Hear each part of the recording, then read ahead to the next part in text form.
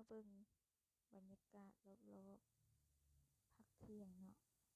วันนี้จะมาเลาะเบิ่งข้างๆห้องการก่อนเอาอย่างนี้เนาะมาเบิ่งเส้นทางไปก็จะมีอุปสรรคหน่อยนึงทางที่เพิ่นให้ออกเขาก็บ่ออกเบิ่งหนทางที่เราจะไปเนาะว้าวยาวไกลแท้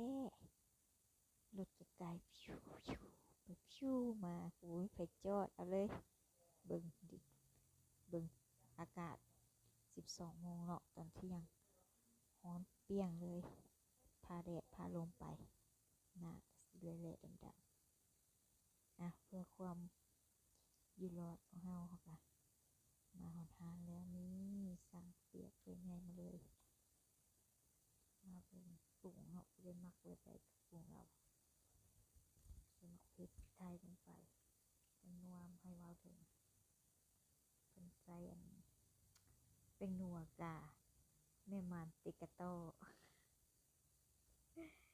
แต่ละเด้อทุกคนมากินเลย